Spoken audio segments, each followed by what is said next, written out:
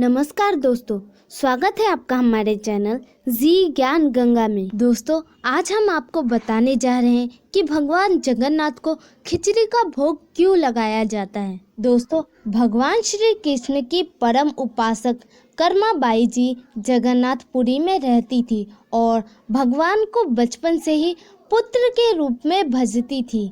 ठाकुर जी के बाल रूप से वह ऐसे बातें करती थी जैसे ठाकुर जी उनके पुत्र हो और उनके घर में ही वास करते हो।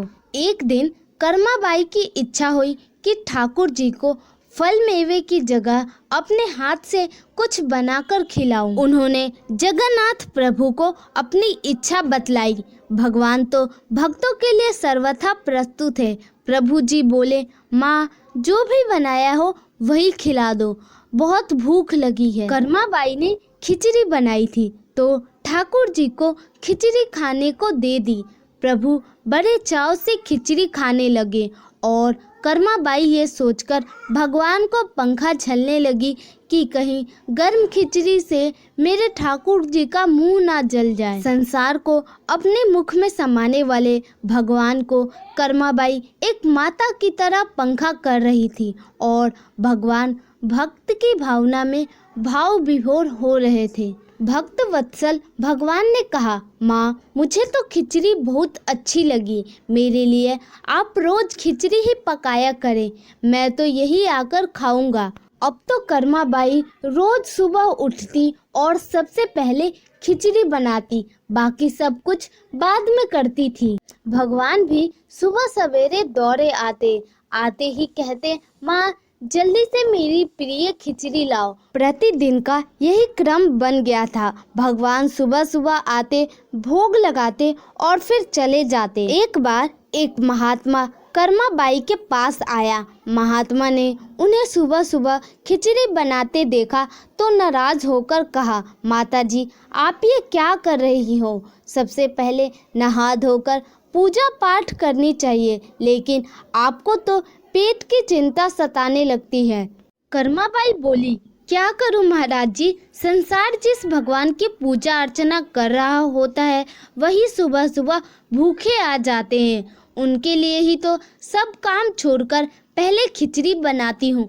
महात्मा ने सोचा कि शायद कर्माबाई की बुद्धि फिर गई है। यह तो ऐसे बोल रही है जैसे भगवान इसकी बनाई खिचड़ी के ही भूखे बैठे हो। महात्मा कर्माबाई को समझाने लगे, माताजी, तुम भगवान को अशुद्ध कर रही हो। सुबह स्नान के बाद पहले रसोई की सफाई करो, फिर भगवान के लिए भोग बनाओ। अगले दिन कर्माबाई ने ऐसा ही किया। जैसे ही सुबह हुई, भगवान आए और बोले, माँ, मैं आ गया हूँ, खिचड़ी लाओ। कर्माबाई ने कहा, प्रभु, अभी मैं स्नान कर रही हूँ, थोड़ा रुको।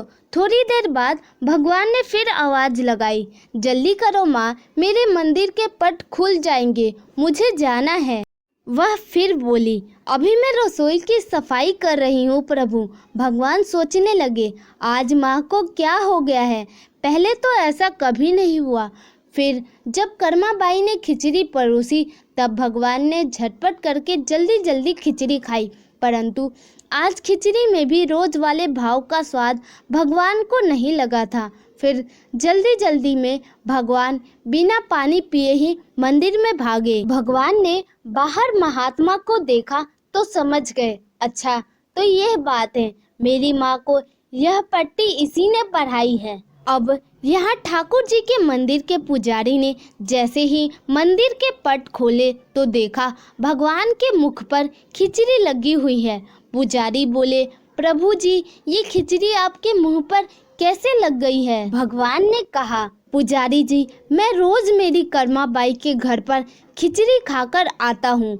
आप माँ कर्माबाई जी के घर जाओ और जो महात्मा उनके यहाँ ठहरे हुए हैं उनको समझाओ, उसने मेरी माँ को कैसी गलत पट्टी पढ़ाई है। पुजारी ने महात्मा जी से जाकर सारी बात कही कि भगवान भाव के भूखे हैं। यह सुनकर महात्मा जी घबराए और तुरंत कर्माबाई के पास जाकर कहा, माताजी, माफ़ करो, यह नियम धर्म तो हम संतों के लिए है। आप तो जैसे पहले खिचड़ी बनाती थी वैसे ही बनाए, आपके भाव से ही ठाकुर जी खिचड़ी खाते रहेंगे। फिर एक दिन आया जब कर्माबाई के प्राण छूट गए। उस दिन पुजारी ने मंदिर के पट खोले तो देखा भगवान की आंखों में आंसू है और प्रभु रो रहे हैं। पुजारी ने रोने का कारण पूछा तो भगवान बोले, पुजारी जी, आज मेरी कर्माबाई इस लोक को छोड़कर मेरे निज लोक को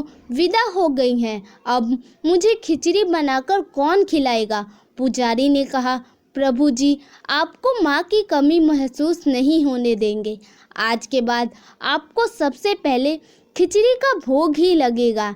इस तरह आज भी जगन्नाथ भगवान को खिचड़ी का भोग लगाया जाता है। धन्यवाद दोस्तों। अगर आपको ये कहानी अच्छी लगी हो तो प्लीज़ वीडियो को लाइक, चैनल को सब्सक्राइब और बेल आइकन को जरूर दबाइएगा।